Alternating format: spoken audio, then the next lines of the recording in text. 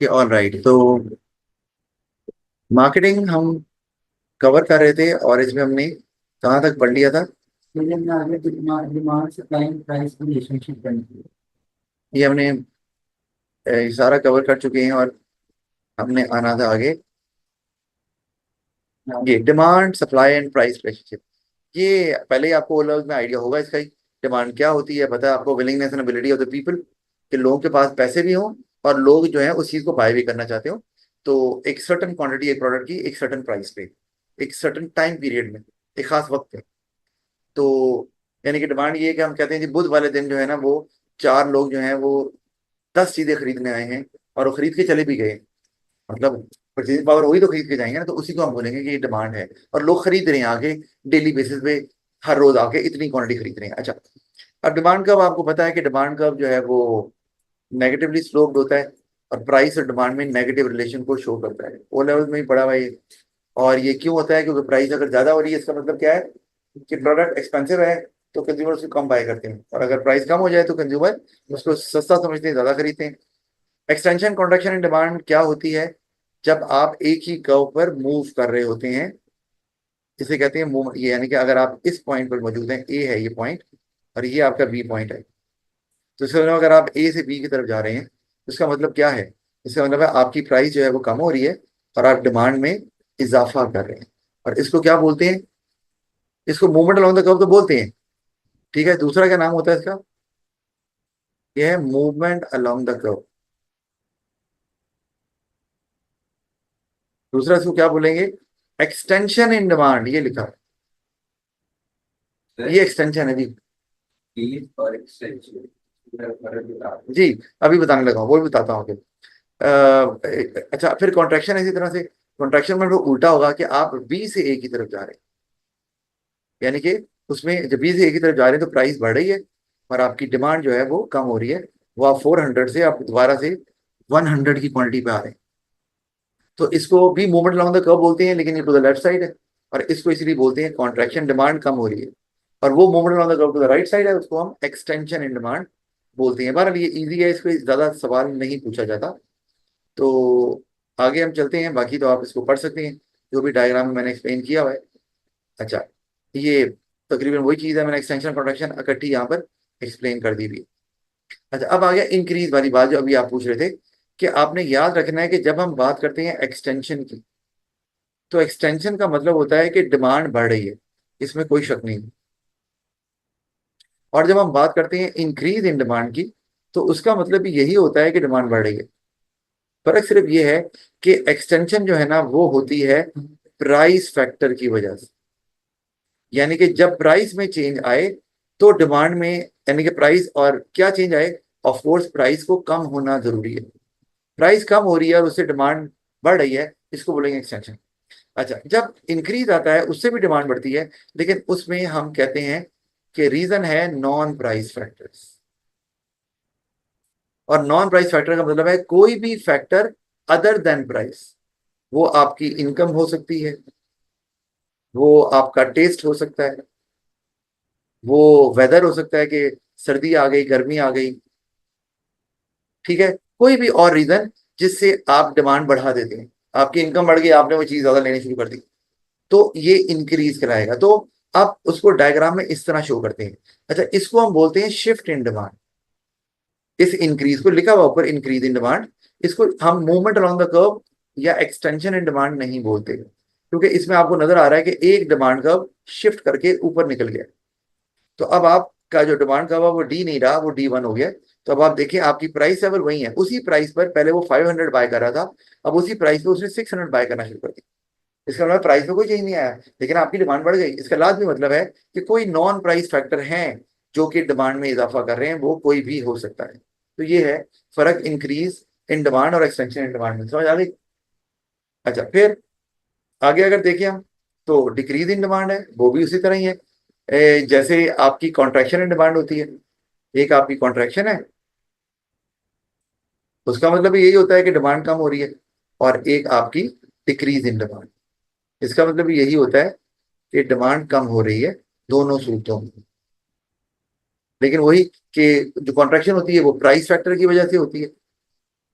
और जो डिक्रीज होता है ये नॉन प्राइस फैक्टर की वजह से होता है, और उसमें शिफ्ट आता है। तो इसमें भी शिफ्ट आ रहा है, लेकिन ये शिफ्ट कहां पर है? ये है shift to the left side. Left side पे शिफ्ट आ रहा है, इसका मतलब डिमांड कम हो रही है। नजर आ रहा है प्राइस वही है, लेकिन डिमांड आपकी 500 से 400 पे चली गई। और वो जो हमने इंक्रीज इन डिमांड पढ़ा था वो शिफ्ट टू द राइट होता है। अब आगे वो कौन से फैक्टर्स हैं जिनको नॉन प्राइस फैक्टर बोला जाता है? आपने ओ लेवल में पढ़ा हुआ है, इकोनॉमिक्स में भी और इनफैक्ट बिजनेस में भी थोड़ा पढ़ा ही होगा आपने। उसमें आपके भाई इनकम आ जाती है, मैं बात कर चुका हूँ, इसमें बात करने की जरूरत ही नहीं। इनकम बढ़ गई तो परचेसिंग पावर बढ़ गई, आपने कोई चीज आम चीजें ज्यादा लेनी शुरू कर दी। इनकम टैक्स, अगर इनकम टैक्स बढ़ता है, ऐसा हम वैसे ना इनकम को वाई से शो करते हैं, तो हम कह सकते हैं कि इनके दरमियान पॉजिटिव रिलेशन है। जब इनकम बढ़ती है तो डिमांड भी प्रोडक्ट की ज्यादा हो जाती है। ये कौन से प्रोडक्ट की बात कर रहे हैं? वो प्रोडक्ट जो आपकी लिविंग स्टैंडर्ड में इजाफा करते हैं, और उनको बोलते हैं नॉर्मल गुड्स। जो आपकी लिविंग स्टैंडर्ड को बेहतर करेंगे, आप उनको ज्यादा इस्तेमाल करना शुरू करते हैं। अच्छा, इनकम टैक्स की बात करें तो जो इनकम पे लगता है, और इनकम टैक्स अगर ज्यादा हो जाएगा तो इससे क्या होगा? इनकम टैक्स अगर ज्यादा हो गया तो डिमांड हो जाएगी कम। अच्छा, एक बात, अगर इनकम ज्यादा हो रही है और डिमांड ज्यादा हो रही है तो कौन सी डायग्राम बनती है इसमें से? ये वाली डायग्राम बनेगी, shift to the right. Shift in demand to right. Diagram वही है, राइट पे या लेफ्ट पे जाएगी। और अगर इनकम कम हो जाती है तो फिर आपकी ये वाली डायग्राम बन जाएगी कि डिमांड लेफ्ट साइड पर शिफ्ट हो जाएगी। अब अगर हम टैक्स पे आ जाएंगे, ये भी एक नॉन प्राइस फैक्टर है। तो टैक्स बढ़ने से डिमांड कम हो रही है। क्यों कम हो रही है? क्योंकि हमारे पास जी, प्राइस पर देखना नहीं नहीं, प्राइस नहीं, वो इनकम टैक्स है, चीजों के टैक्स की बात नहीं होती। तो होता ये है कि ना आपके पास एक होती है Y D. Y D stand for disposable income. Disposable income, ये क्या होती है? ये वो इनकम होती है जो आपके हाथ में होती है, जिसको आप सारा खर्च कर सकते हैं।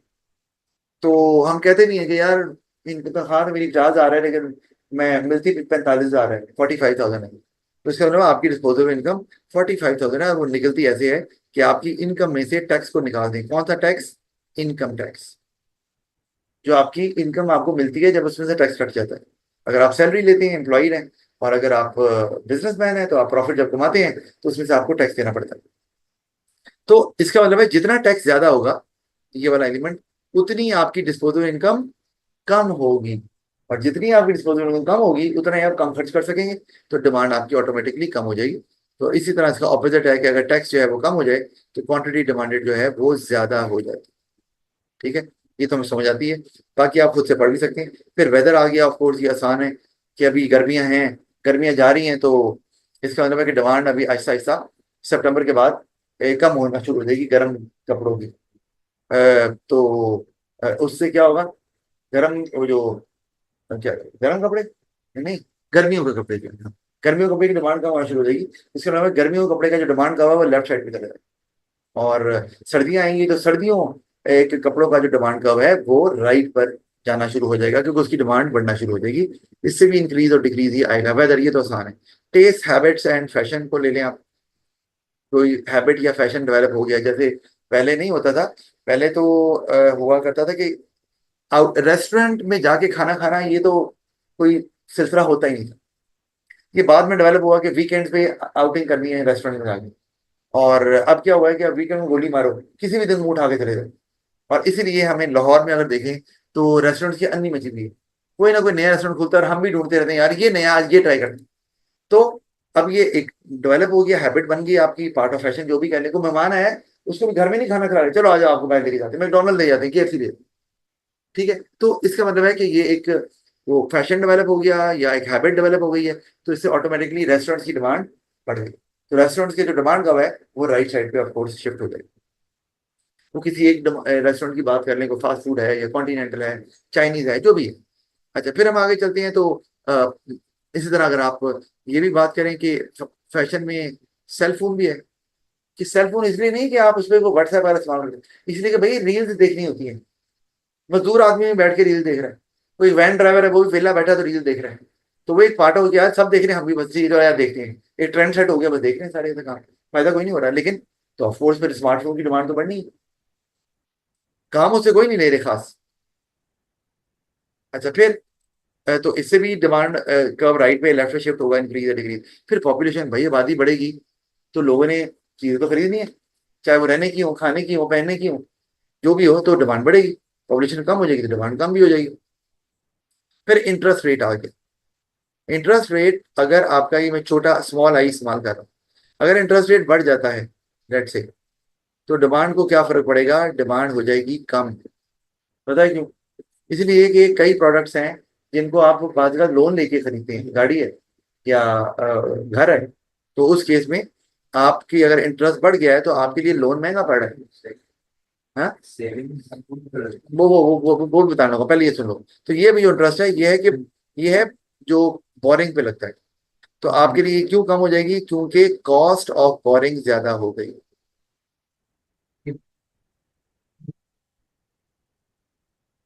कॉस्ट ऑफ बोरिंग ज्यादा हो गई, तो आपने कम कर दी। अच्छा ये तो है, आपने लोन कम ले रहे हैं, लोन कम ले रहे हैं तो वो चीजें भी नहीं खरीद रही। हाँ, ये थोड़ी कहेंगे कि आपने वो इंटरेस्ट बढ़ गया तो लोन ले रहे हैं, लोन नहीं ले रहे तो आइसक्रीम भी नहीं ले रहे।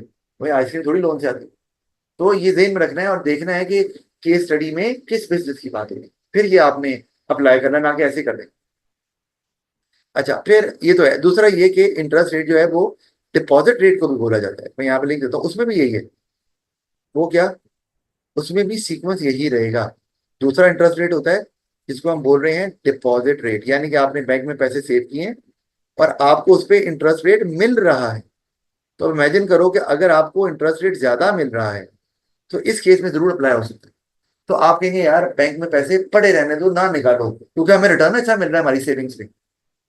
तो उस केस में फिर आपने कुछ छोटे मोटे खर्चे करने भी हैं, तो यार आउटिंग कम कर लो, रेस्टोरेंट ना जाओ, ये ना करो, क्योंकि पैसे निकालने पड़ेंगे सेविंग वाले। तो बेहतर है कि वहां रिटर्न अच्छा मिल रहा है, ना करे। तो यहाँ पर आप चीजों की डिमांड, बाकी जो दूसरी प्रोडक्ट्स हैं उनकी डिमांड भी कम हो जाएगी। मतलब अगर आप आउटिंग पे नहीं जा रहे तो खाने पीने की चीजों की डिमांड भी कम हो सकती है।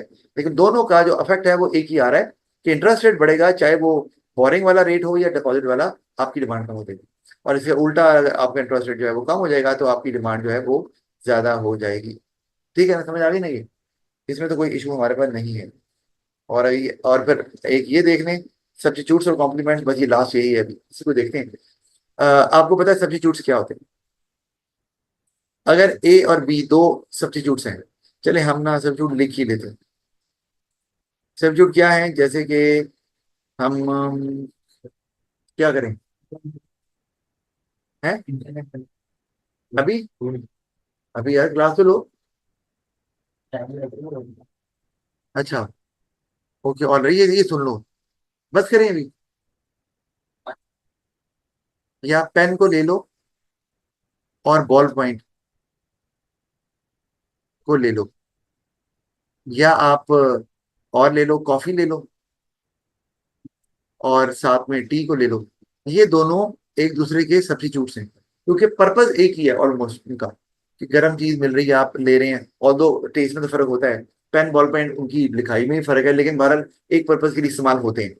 ये सब्स्टिट्यूट्स हैं। तो अब मुझे ये बताओ कि अगर पेन की प्राइस, मैं ये लिखता हूँ, पेन की प्राइस आपकी कम हो गई है, तो बताएं कि जो डिमांड है, क्या बॉल पॉइंट ना कर लें, क्योंकि बॉल पॉइंट थोड़ा सस्ता होता है। यहाँ मैं लिख रहा हूँ बॉल पॉइंट।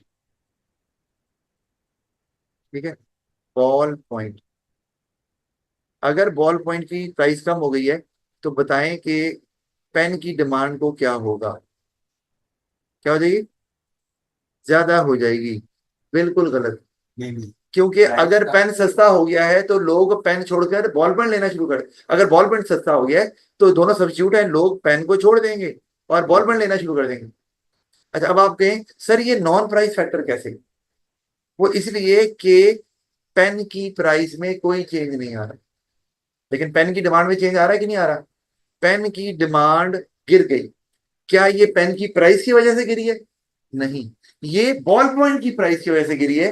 तो दूसरी चीजों की प्राइस अगर चेंज हो रही है तो उसको नॉन प्राइस फैक्टर ही बोला जाता है। प्राइस फैक्टर सिर्फ होता है जिसकी डिमांड चेंज हो रही है उसी की प्राइस भी चेंज हो तो इससे क्या होगा, इससे पेन की जो डिमांड कर्व है वो लेफ्ट साइड पे शिफ्ट।